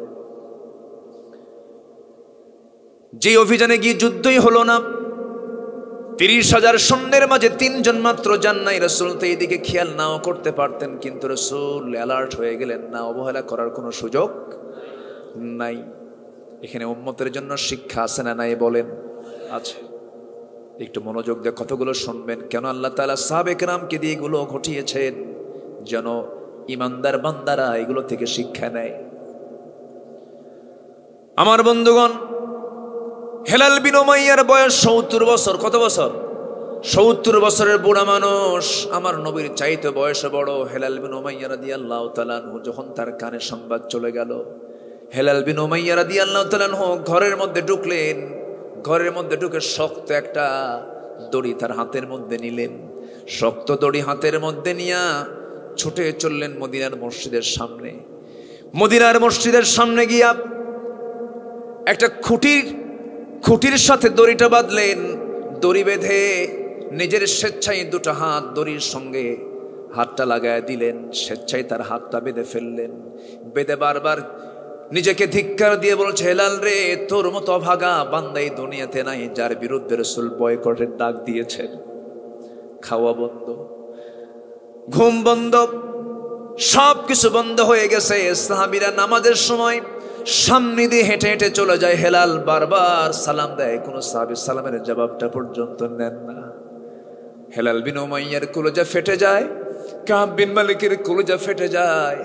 আমার নবী বড় কষ্ট পাচ্ছেন। ওইদিকে মুরারা বিন রাবিয়া রাদিয়াল্লাহু তাআলা আনহু পাহাড়িয়া গর্তের ভিতরে চোখের পানি ফেলে ফেলে কাঁদেন আর বলেন, আল্লাহ, দুনিয়ার কেউ না মাফ করলো, তুমি তো রহমান, ভুল করছে, আল্লাহ মাফ করে দিও। আল্লাহ তোমার কাছে তওবা করে ফিরে আসতেছে, ইল্লাল্লাযীনা তাবু, একটু পরে আসবে। আল্লাহ ভুল করেছে, আমাকে মাফ করে দিও, আমাকে মাফ করে দিও আল্লাহ। এমন করে তারা রোনাজারি করতে লাগলেন। বেশ কিছুদিন সময় চলে গেল। এই 3টা ব্যক্তি আমার নবীর সাহাবী, যারা একটু গড়িমসি করে জিহাদের ময়দানে অংশগ্রহণ করতে তারা গড়িমসি করেছেন, তারা যেতে পারেন নাই। এই 3 জন ব্যক্তি, 3 জন সাহাবী চোখের পানি ফেলে ফেলে তওবা করলেন। বিশ্বের কোন দরবার মাফ করে নাই, নবীজিও মাফ করেন নাই, কিন্তু আরশের মালিক মহান রব্বুল আলামিন তাদের তওবা কবুল করে নিয়েছে। আয়াত নাজিল হয়ে গেল। আয়াত যখন নাজিল হলো, এই 3 ব্যক্তির শানে যখন আয়াত নাজিল হলো, ওয়ালা সালাসাতিল্লাযীনা খুল্লিফু, এই আয়াতের যখন জিবরিল আমিন এসে যখন রাসূলের সামনে আয়াতটা তেলাওয়াত করলেন, নবীজির আনন্দ দেখে কে নবীজি মসজিদে নববীর ভিতর দিকে দাঁড়ায় গেছেন। দাঁড়ায় গিয়ে বলছেন, সাহাবীরা শোনো, আমি 3 জন ব্যক্তিকে মাফ করি নাই, কিন্তু আমার আল্লাহ 3 ব্যক্তিকে মাফ করে দিয়েছেন। বয়কটটাকে আমরা উঠায় নিলাম। জোরে বলেন সুবহানাল্লাহ, জোরে বলে সুবহানাল্লাহ। আমার নবীজি বলছেন, ও ওমর, আমার কাব বিন মালিক কোথায় রে? তাড়াতাড়ি আমার সামনে ডেকে আনো। কাব বিন মালিকের ঘরের সামনে গিয়ে ওমরে ফারুক বলছেন, কাব বিন মালিক বাড়িতে আসো নাকি? আল্লাহ তোমার তওবা কবুল করে নিয়েছেন। কাব বিন মালিক রাদিয়াল্লাহু আনহু নাই।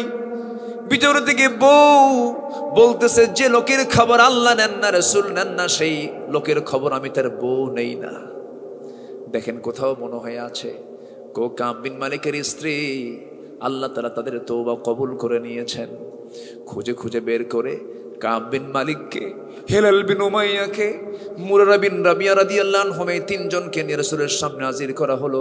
সবচেয়ে বেশি খুশি হয়েছেন আমার নবী মুহাম্মদ সাল্লাল্লাহু আলাইহি ওয়াসাল্লাম। এখান থেকে আমি একটা প্রশ্ন করতে চাই, সবাই শুনবেন। এই তিন সাহাবীর কি নামাজের কোনো অভাব ছিল নাকি? আসতে বলে অভাব ছিল নাকি? দান সদকার কোনো অভাব ছিল নাকি? নবীর প্রতি মুহাব্বতের কোনো ঘাটতি ছিল নাকি? কোনো কিছুর তো ঘাটতি ছিল না। শুধুমাত্র জিহাদকেও তিনি বিশ্বাস করেছেন, তারা সবকিছু ঠিক ছিল, সবই ওকে ছিল। একটু গড়িমসি করেছেন, একটু অবহেলা করেছিলেন, যাব এই তো যাওয়া হয় নাই। এই জন্য যদি এই তিন ব্যক্তির পিছনে যদি নবীজির এমন ভূমিকা হয়, আমার বন্ধুগণ, আল্লাহর জমিনে দিন কায়েমের সংগ্রাম করতে গিয়া, আল্লাহর বিধানকে সমাজে প্রতিষ্ঠিত করতে গিয়া কোনো কিছুর গোপনীয়তা করলে কি আল্লাহ তারে মাফ করবেন নাকি? আসতে বলবেন না, মাফ করবেন নাকি? আল্লাহ বলছেন যারা এরকম করবে, উলাইকা ইয়ালআনুহুমুল্লাহ, এদের উপরে আমি আল্লাহ আমার লানত। যেরকম নাউযুবিল্লাহ। সেই লানত থেকে বাঁচার জন্য আল্লাহর কালামের বা দিয়ে শুরু হয়েছে, সিন দিয়ে শেষ হয়েছে। সূরা ফাতিহার বাব, সূরা নাসের সিন। এই যে কোরআন শুরু এবং শেষ পর্যন্তের মধ্য থেকে একটা আয়াত কেন, একটা শব্দ কেন, একটা হরফ যদি কেউ অস্বীকার করে, না মানতে চায়, তার ঈমান আছে না গেছে? চলে গেছে। এই জন্য আল্লাহর কালামকে অস্বীকার করার কোনো সুযোগ নাই, গোপন করার কোনো সুযোগ নাই, আড়াল করার কোনো সুযোগ নাই, অবহেলা করার কোনো সুযোগ নাই। এই কথা একটা বারের জন্য বলা যাবে না, এই আয়াত এখন চলবে না, এই যুগে কোরআন চলবে না, এই জাতীয় কথা বললে ঈমান থাকবে না, চলে যাবে। মহান রব্বুল আলামিন আর একটা আয়াত, এই আয়াতটা আমাকে দারুণ ভাবিয়ে তোলে। কি রাগ করলে পরে আল্লাহ তাআলা এই কথাটা বলতে পারেন? আল্লাহ তাআলা বলছেন, ইন্নাল্লাযীনা কাযযাবু বিআয়াতিনা ওয়াস্তাকবারু আনহা লাতাহু লাহুম আবওয়াবুস সামা ওয়ালা ইয়াদখুলুনাল জান্নাহ হাত্তা ইয়ালিজাল জামালু ফি সাম্মিল খিয়াত ওয়া কাযালিকা নাজজিল মুজরিমিন। জোরে বলুন আল্লাহু আকবার। সূরাতুল আরাফ আয়াত নাম্বার 40। আল্লাহ রাব্বুল আলামিন বলেন, যে সমস্ত বান্দাগুলো আমার আয়াতকে মিথ্যা প্রতিপন্ন করবে, মিথ্যা ঘোষণা করবে, অহংকার দেখাবে, তাদের জন্য আসমানের দরজাই খোলা হবে না, আসমানের দরজাই খোলা হবে না। এবং তারা কখনো ওয়ালা ইয়াদখুলুনাল জান্নাত, তারা কখনো জান্নাতে প্রবেশ করবে না। কেমন করে? যেমন করে একটা সূঁচের ছিদ্র পথে উট প্রবেশ যেমন অসম্ভব, এই সমস্ত বান্দার জন্য আল্লাহর জান্নাতে যাওয়া তেমনই অসম্ভব। জোরে কোন নাউযুবিল্লাহ। আল্লাহ তাআলা কি পরিমাণ রেগে গেলে এই জাতীয় কথা বলতে পারেন।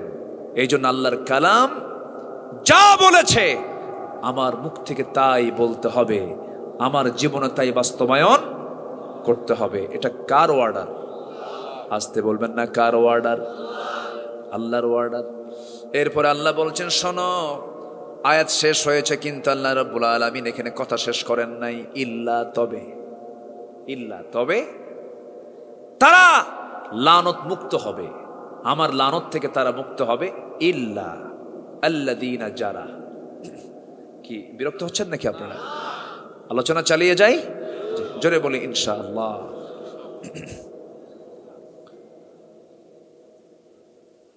এত সুন্দর মানুষ আর এত সুন্দর করে সাজিয়েছেন আপনারা, মাশাআল্লাহ। ঠান্ডা আসবে কোন দিক থেকে? আসার কোনো কায়দাই নেই, তাই না? বলি আলহামদুলিল্লাহ। খোরশেদ ভাই, এত সুন্দর করে সাজাইছেন আপনারা, মাশাআল্লাহ। আল্লাহ কবুল করুন। জোরে বলে আমিন, জোরে বলে আমিন। গত বছর আমি সময় দিতে পারিনি, অনেকে বেজার হয়েছিলেন। আমি সেই দিনই বলে গেছি, খোরশেদ ভাই ওই যে লাগছে ভাইরা, তো আমি আসছি। খুশি হয়েছেন তো আপনারা? আল্লাহও যেন খুশি হন, আল্লাহ যেন এই সম্পর্ক আল্লাহ যেন হাসর পর্যন্ত নিয়ে যান। ভাইরে, পৃথিবীতে ভালো মানুষের সঙ্গে থাকলেও কিয়ামতে কাজে লাগবে। আলহামদুলিল্লাহ বলি, জোরে বলি আলহামদুলিল্লাহ। বন্ধু যদি বানাতেই হয়, বন্ধু বানাবো গাঁজাখোর? আস্তে করে। বেনামাজি, হ্যাঁ, সুদখোর, বন্ধু যদি বানাতেই হয় বন্ধু বানাবো, অন্তরঙ্গ বন্ধু বানাবো হলো যার দিকে তাকালে রসুলের কথা মনে হয়, আখিরাতের কথা মনে হয়, যার মুখ থেকে শুধু পরকালীন কথা বের হয়, এমন ব্যক্তি কি বন্ধু বানালো আমার জন্য বিপদ না নিরাপদ? নিরাপদ। এই যুগে এই সময়ে একটা ভালো বন্ধু পাওয়া মানে কি জানেন? বিশাল কিছু পাওয়া। এটা তালাশ করবেন। হাসরের ময়দানে যে বান্দাগুলো জান্নাত পাবে, এমন বর্ণনায় আসছে আল্লাহ তাআলা ওই বান্দাগুলোকে ডাক দিবেন, ডাক দিয়ে বলবেন, এই বান্দা এদিকে আয়, তুই তো জান্নাত পেলে, তোর কি বন্ধু নাই? কাছে তো আল্লাহ, তোকে শুধু জান্নাত দেব না, তুই যাবি তোর বন্ধুদেরকে সাথে নিয়ে জান্নাতে যাবি, যা। গাজাখোর বন্ধু না কিন্তু, কি কথা কি বুঝতেছেন? বন্ধুকে বন্ধুর মতো হতে হবে। আল্লাহ বোঝার তৌফিক দান করুন, জোরে বলি আল্লাহুম্মা আমিন। মান তাশাব্বাহা বিকওমিন ফাহুয়া মিনহুম আও কামা ক্বালা আলাইহিস সালাতু ওয়াস সালাম।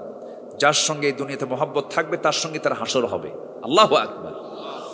সম্মানিত ভাইয়েরা, এখন ইল্লা আল্লাহ তাআলা এখানে একটু ছাড় দিয়েছেন, তবে হ্যাঁ, যেখানেই ভয়ঙ্কর কথা সেখানেই আসার কথা কে বলেছেন? কে বলেছেন? যারা কোরআনের মেজাজ বোঝেন, যারা কোরআনটা পড়েন, তারাই জিনিসটা বুঝতে পারছেন। যেখানে আল্লাহ তাআলা খুব ভয়ের কথা বলেছেন সেখানে আসার কথা বলেছেন। সুবহানাল্লাহ। ইল্লা, তারা, ইল্লা ব্যতীত, তারা ছাড়া, যাদের মধ্যে তিনটা দিক পাওয়া যাবে। এক নম্বর, যারা ফিরে আসবে। আচ্ছা, বাবার 4 সন্তান, মায়ের 4 সন্তান, যে সন্তানটা সবচেয়ে দুষ্ট, মায়ের নজর বেশি থাকে কার দিকে? ভালোগুলোর দিকে না দুষ্টের দিকে? পক্ষ নেয় কার? ওই দুষ্টের দিকে পক্ষ নেয়। এটা কিন্তু মাদের বৈশিষ্ট্য, ঠিক আছে? যেটা সবচেয়ে বেশি দুষ্ট, তোরা তো ভালো আছিসই, আমি এর পক্ষ নিলাম, ও যেন ভালো হয়, ঠিক আছে না? তা আল্লাহ তাআলা এই দুনিয়াতে যেগুলো দুষ্ট বান্দা, খুব বদমাইশ যেগুলো, আল্লাহ চেষ্টা করেন, বাহানা খোঁজেন, একে কেমনে ভালো করা যায়। সুবহানাল্লাহ বলবেন না? ইল্লা, আল্লাহু আকবার। কত ভয়ঙ্কর কথা বলে আল্লাহ বলছেন ইল্লা, তবে তারা ছাড়া, আল্লাযীনা তাবু, যারা আকাম কুকাম করেও আমার দিকে যারা ফিরে আসবে আমি মাফ করে দেব। যেরকম সুবহানাল্লাহ। আল্লাহর দয়া পৃথিবীর সকল দয়ার চাইতে কম না বেশি? কম না বেশি? হাসরের দিন আল্লাহ তাআলা কিছু বান্দাকে পর্দার মধ্যে নিয়ে যাবেন, আড়ালে নিয়ে যাবেন, কেউ নাই, শুধু আল্লাহর সঙ্গে বান্দার কথোপকথন হবে। আল্লাহ বলবেন, বান্দা, দুনিয়াতে তুই এই অকাম কুকামগুলো করছিস না? হ্যাঁ করছি। আমি কি কোনোদিন কাউকে প্রকাশ করেছিলাম? কেউ কি জানছিল দুনিয়ার? না। কে গোপন করছে? আল্লাহ, তুমি গোপন করছো। আমার অপরাধ তুমি প্রকাশ করোনি আল্লাহ, তুমি একমাত্র জানো, তুমি সত্তার। আল্লাহ বলবেন, যা, আজকেও আমি প্রকাশ করলাম না, তোকে জান্নাত দিয়ে দিলাম, যা। জোরে বলে সুবহানাল্লাহ। চাইবো কার কাছে? আল্লাহ কি দূরের কেউ? আসতে বলো, দূরের কেউ? আল্লাহ সবচেয়ে কাছে। কেউ আমার আপন না, আল্লাহ আমার সবচেয়ে আপন। আসিয়া আলাইহিস সালাতু ওয়াস সালাম খুঁজে বের করেছেন সে আপন জনকে। কে? আল্লাহকে। আসিয়া বের করেছেন। এই জন্য আসিয়ার নাম স্বর্ণাক্ষরে কোরআনে আছে না নাই? আছে। স্বামীটা সাধারণ কোনো ব্যক্তি না, মিশরের একজন রাষ্ট্রপ্রধান, রাষ্ট্রপতির একজন বউ হচ্ছেন আসিয়া আলাইহিস সালাতু ওয়াস সালাম। রাষ্ট্রপতি বড় না রাষ্ট্রপতির বউ বড়? বলেন। বইয়ের কথা রাষ্ট্রপতিরও শোনা লাগে, রাষ্ট্রপতিও ভয় করে বউকে। কথা বোঝেন নাই? এই বউরে আপনারা ভয় করেন না? কিছু ভয় না। বউরে ভয় করে না কোন পুরুষ? সবাই ভয় করে বউরে দেখে। ভয় না করলে সংসার হবে না তো। বউ ভয় করে, স্বামীও ভয় করে। ভয় মানে কি? সম্মান। ভয় মানে কি? সম্মান। বোঝেন নাই তো কথা। বইয়ের কথা সবাই শুনতে হয়। বইয়ের কথা না শুনলে কি সংসার হবে বলেন তো? হবে না। আচ্ছা, চেয়ারম্যান বলো না চেয়ারম্যানের বউ বড় বলেন তো? হ্যাঁ, বউ বড়, বউতি বড়। আপনি যত বড় হুজুর হন না কেন, বউয়ের কাছে হুজুরগিরি কুলায় না। যত বড় বুজুর্গ হন, বউ বলবে, শোনো তুমি কত নাম্বার হুজুর আমার জানা আছে, বসো। কথা বলছেন না? এটা হচ্ছে স্ত্রী, তারা খুব আপন হয়, স্ত্রীকে আপন করে নিতে হয়। আপন করে নিয়েছেন মুহাম্মদ সাল্লাল্লাহু আলাইহি ওয়াসাল্লাম। আমার নবীর পরিবারেও যে গন্ডগোল লাগেনি তা না, লেগেছে, কিন্তু আমাদের মতো না, খাইস্টে মার্কা না, একদম ওলট পালট না, ব্যালেন্স ছিল। মতের অমিল থাকতেই পারে। একদিন আম্মা জান আয়েশা বলছেন, হুজুর, রাসূলকে বলছেন, ইয়া রাসূলুল্লাহ, আপনার বিরুদ্ধে বিচার ডাকবো আমি। দেখছেন, কথা শুনতেছেন আপনি? আপনার বিরুদ্ধে বিচার আছে। রাসূল বললেন, বিচার ডাকবে, বিচারককে? ওমরকে ডাক দেই? না না না না, ওনাকে ডাকা যাবে না। কাকে? আব্বাকে ডাকেন। কাকে ডাকেন? আব্বা, মানে সাইয়েদনা আবু বকর সিদ্দিক রাদিয়াল্লাহু আনহু, তাকে ডাকেন। আচ্ছা ঠিক আছে, ডাকতেছি। যখন শুনছেন মেয়ে আমার নবীর বিরুদ্ধে বিচার ডাকছে, বলেন তো, মানে বাপ, যদিও বাপ বিশ্বনবীর বিরুদ্ধে তার মেয়ে বিচার ডাকছে, বলেন তো বাবার কি মেজাজ ঠিক থাকার কথা? উনি ঢুকেই কোনো কথা নেই, ঘরের মধ্যে ঢুকেই তুই গেলি কই, মানে মেয়েটাকে মনি মারবেন, মারার মতো উদ্যত হয়ে তিনি আগায় যাচ্ছেন। রাসূলের সামনে দুই হাত আগায় দিয়ে বলছে, আবু বকর, তুমি না বিচারপতি, বিচারপতি মারে, বসো, আগে শোনো। থামায় দিলেন, রাগটাকে কন্ট্রোল করলেন। এই হুমকিতে বাবার এই মেজাজে রক্ত গরমে চোখ চোখ চোখ চোখ গরম হওয়াতে ভয়ে এক দৌড়ে আম্মা জান আয়েশা নবীর পিছনে দাঁড়ায় গেছে। রাসূল বললেন, আয়েশা, তুমি দিলে বিচারের ডাক, তুমি আবার আমার পিছনে আমার তুমি সাহায্য চাও, এটা আবার তুমি কি বিচার ডাকলা? কি কথা কি বুঝতেছেন আপনি? বিচার কি আর থাকে? বিচারে থাকলো না, শেষ হয়ে গেল, শেষ হয়ে গেছে।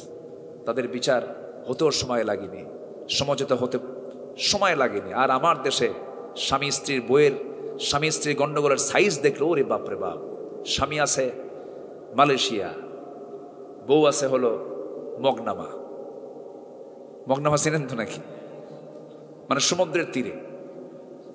আচ্ছা, বউ আছে বাঁশখালী, বউ আছে কুতুবদিয়া, কত দ্বীপাঞ্চলে, সেই প্রত্যন্ত অঞ্চলে আছে বউ, আর স্বামী চলে গেছে কত নদী পাড়ি দিয়া মালয়েশিয়া।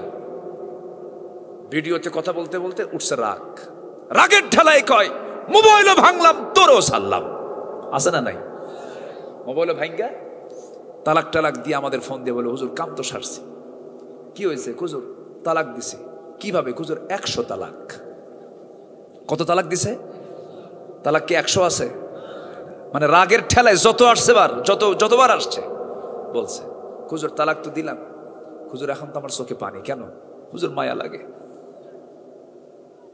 তুমি তালাক দিলা কেন? হুজুর খুব রাগ উঠছিল। হুজুর একটা ফতুয়া, কি রাগে মাথায় তালাক দিলে কি তালাক হয়? দেখছেন, আবার ফতুয়া জানতেছে। আচ্ছা, তালাক কি মোহাব্বত করে কেউ দেয়? শোনা, রাগ কইরো না, আসো, তোমার না তালাক দিলাম, এরকম করে তালাক দেয় কেউ? বলেন তো। আচ্ছা, তালাকটা কি মোহাব্বত থেকে না রাগ থেকে না ঘৃণা থেকে? ঘৃণা থেকে। অসংখ্য পরিবার আছে তালাকের সম্পূর্ণ বাস্তবতা কমপ্লিট, এরপরও তারা স্বামী স্ত্রী মতো সংসার করছে, হচ্ছে রীতিমতো জেনার সংসার। আছে না নাই? এরকম রাগ করা যাবে না। আমার নবীজি, তার স্ত্রী ছিল একাধিক, কিন্তু কখনো গন্ডগোল লেগেছে, স্থায়ী হয়েছে, এমন কোন রেকর্ড নাই আমার নবী মুহাম্মদ সাল্লাল্লাহু আলাইহি ওয়াসাল্লামের জীবনে। আল্লাহ সবাইকে মানার তৌফিক দান করুন, জোরে বলি আমিন। কথায় কথা বাড়ে। কিন্তু আসিয়ার স্বামীটা ছিল কে? বলেন বলেন, কে ছিল? এখানে কি ব্যালেন্স আছে? এখানে কোনো ভারসাম্য নাই। আসিয়া আলাইহিস সালাতু ওয়াস সালাম ফিরআউনের ঘরে থাকলেন, কিন্তু ঈমানটাকে টিকে রাখলেন। এইদিকে মুসলিম পরিবারের মেয়েরা মুসলমানদের বউ হওয়ার পরও ঈমানটাকে টিকে রাখতে পারে না। আসিয়া আলাইহিস সালাতু ওয়াস সালামকে আল্লাহ রাব্বুল আলামিন কোরআনের মধ্যে তাকে স্বর্ণাক্ষরে উপস্থাপন করলেন। কেন? আসিয়া স্বামীকে আগে দাম দেন নাই, সন্তানদের দাম দেন নাই, আত্মীয় স্বজনকে দাম দেন নাই, ক্ষমতাকে দাম দেন নাই, পদ পদবীকে দাম দেন নাই, সামাজিক মর্যাদা দাম দেন নাই। সবার আগে তিনি দাম দিয়েছেন, সবচেয়ে কাছে আপন করে নিয়েছেন, তিনি আমার কে। আল্লাহকে। ফেরাউন বলল, আসিয়া শুনলাম তুমি নাকি কালেমা পড়েছো, ঈমান এনেছো। আসিয়া আলাইহিস সালাতু ওয়াস সালাম বললেন, স্বামী আমার, আপনি শুনবেন কেন? আপনি দেখেন না, আশহাদু আল্লা ইলাহা ইল্লাল্লাহ, এই কথা বলার সঙ্গে সঙ্গে ফেরাউন বলছে, আসিয়া তুমি কি জানো আমার পদ পদবীর কথা? আমার এই রাষ্ট্রের আমি হলাম রাষ্ট্রপ্রধান। তুমি যদি এমন করে মুসাকে বরণ করে নাও, মুসাকে গ্রহণ করে নাও, আমার সম্মানটা কোথায় থাকে, কেমন করে থাকে? সব তো ধ্বংস হয়ে যাবে। আসিয়া আমি তোমাকে একটা বারের জন্য বলি, আমার দিকে তাকায় হলেও তুমি ঈমানটা ছেড়ে দাও। আসিয়া বলছেন, আমার স্বামী, আপনি আমাকে অন্য কোনো কথা বলবেন মাথা পেতে নেব, ঈমানের কাছে কোনো আপোষ চলবে না। আমার স্বামীগা, আপনি যদি আমাকে টুকরো টুকরো করে দুনিয়া থেকে বিদায় করে দেন, আল্লাহর দিন থেকে, আমার আল্লাহ থেকে আপনি আমাকে এক চুল পরিমাণ সরাতে পারবেন না। ফেরাউন বলল, আসিয়া শোনো, তুমি কি জানো এটার ফলাফল কি হতে পারে? আসিয়া বলছেন, স্বামী আমার, এটার ফলাফল এটাই হতে পারে, আমার মৃত্যু হবে, আমি আমার আল্লাহর কাছে চলে যাব। ফেরাউন বলে ফেলল, আসিয়া, আমার একজন দাসী আছে, সেও নাকি কালেমা পড়েছে, দেখো আমি তাকে কি করি। চোখের সামনে ধরে এনে সেই দাসীটার হাতের মধ্যে পায়ের মধ্যে পেরেক ঢুকানো হলো, 4 হাত পা 4 দিকে বেঁধে ফেলা হলো, আটকে ফেলা হলো, একটা করে অঙ্গহানি করা হয়। আর বলা হচ্ছে, ফেরাউন বলতেছে, আসিয়া এখনো সময় আছে, কি করবা বলো? আসিয়া বলছেন, আমার স্বামী আমার, একটা কথা জেনে রেখে দিবেন, আমার প্রতি অত্যাচার যত বাড়বে আমার ঈমান তত পাকা হয়ে যাবে। শেষ পর্যন্ত আসিয়াকে ধরা হবে, জল্লাদ রেডি করা হলো। ও ফিরআউন ও হামান, হামান পর্যন্ত পরামর্শ দিয়ে ফেললো, ফেরাউন রে, তোমার বুকের শত্রু বড় শত্রু, আসিয়াকে দুনিয়া থেকে বিদায় করে দাও। ঈমান এনে ঈমান আনার পথে যত বাধা এসে থাকে, সমস্ত বাধাগুলো আসিয়া আলাইহিস সালাম সমস্ত বাধাকে অতিক্রম করেছেন। ব্যক্তিগতভাবে পারিবারিক বাধা, সামাজিক বাধা, রাষ্ট্রীয় বাধা, ধনাঢ্য শ্রেণীর বাধা, সব বাধাকে তিনি ডিঙ্গালেন। সব বাধা ডিঙ্গে ঈমানের উপর তিনি অটল থাকলেন। এক পর্যায়ে ফেরাউন হাতের ইশারা দিয়ে দিল, জল্লাদ করাতটা তার মাথায় লেগে ফেললো, 2 টুকরা করে দুনিয়া থেকে বিদায় করে ফেলবে। এমন সময় আসিয়া আল্লাহকে এত কাছে টানলেন রে, এমন দোয়া পৃথিবীর কোনো নারী কোনো পুরুষ দোয়া করতে পারে নাই, যে দোয়াটা আল্লাহ তাআলা পছন্দ করে কোরআনে ঢুকায়া দিয়েছেন। সেই দোয়াটা হলো, রব্বি বিনিলি ইনদাকা বাইতান ফিল জান্নাতি ওয়া নাজ্জিনি মিন ফিরআউনা ওয়া আমালিহি। আল্লাহ, রব্বি বিনিলি, তুমি আমার জন্য বানায়া দাও, ইনদাকা তোমার কাছে, বাইতান একটা ঘর, ফিল জান্নাহ জান্নাতের মধ্যে, তুমি আমার জন্য একটা ঘর বানাবে। আমার বেশি ঘর লাগবে না, ছোট্ট ঘর হলেও চলবে, কিন্তু সেই ঘরটা হওয়া চাই আল্লাহ ইনদাকা, তোমার ঘরের দেওয়ালের সাথে। জোরে কোন সুবহানাল্লাহ। ওয়ানাজ্জিনি মিন ফিরআউন, ফিরআউন থেকে তুমি আমাকে বাঁচাও, ওয়া আমালিহি, তার দুষ্কর্ম থেকে তুমি আল্লাহ আমাকে বাঁচাও। এই কথা বলে আসিয়া আলাইহিস সালাতু ওয়াস সালাম দুনিয়া থেকে বিদায় নিলেন। 2 টুকরা করে দুনিয়া থেকে বিদায় করা হলো। আসিয়া দুনিয়া থেকে বিদায় নিয়ে কাকে বন্ধু বানায়া চলে গেলেন? আসতে বলবেন না, কাকে বন্ধু বানায়া চলে গেলেন? ইন্নামা ওয়ালিয়ুকুমুল্লাহু ওয়া রাসূলুহু ওয়াল্লাযীনা আমানুল্লাযীনা ইউকিমুনাস সালাহ ওয়া ইউতুনাজ যাকাতা ওয়া হুম রাকিউন। ও ঈমানদাররা, তোমাদের জীবনে 3 জন বন্ধু। নাম্বার 1 বন্ধু তিনি কে? আসতে বলবেন না, তিনি কে? নাম্বার 2 বন্ধু মুহাম্মদ সাল্লাল্লাহু আলাইহি ওয়াসাল্লাম। নাম্বার 3 হলো তোমাদের মধ্যে যারা ঈমানদার তারা বন্ধু। এই 3 বন্ধু তোমাদের দুনিয়াতেও কাজে লাগবে, আখিরাতেও কাজে লাগবে। বাকি যা তোমরা ভাবতেছো সব দুনিয়ার ক্ষণিক জীবনের বন্ধুত্ব, এগুলো মরার মধ্যে দিয়ে সব শেষ হয়ে যাবে।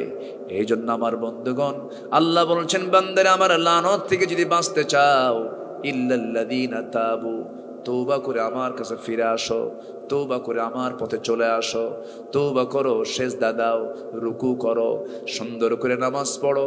5 ওয়াক্ত নামাজ, এটা কার হক? আসতে বলবেন না, কার হক? নামাজ না পড়লে সবচেয়ে বেশি রাগ করেন কে? আসতে বলবেন না, কে? আল্লাহর কাছে সবচেয়ে বড় অপরাধ কি? ছেড়ে দেওয়া।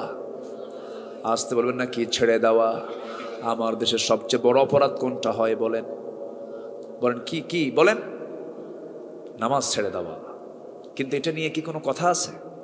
কোনো কথা নাই। অথচ আল্লাহ রাব্বুল আলামিন বলছেন, রাজত্ব পেয়েছ, ক্ষমতা পেয়েছ, তোমাকে আমি হুকুম দিলাম 4টা কাজ করবা। ইম্মাক্কান্নাহুম ফিল আরদ আকামুস সালাত ওয়া আতাউজ যাকাত ওয়া আমারু বিল মারুফ ওয়া নাহাউ আনিল মুনকার। নাম্বার 1 হলো নামাজ কায়েম করবে। নামাজ আছে যেখানে সুদ নাই, আস্তে নামাজ কায়েম যেখানে সুদ নাই সেখানে, নামাজ কায়েম যেখানে যাকাত থাকবে সেখানে।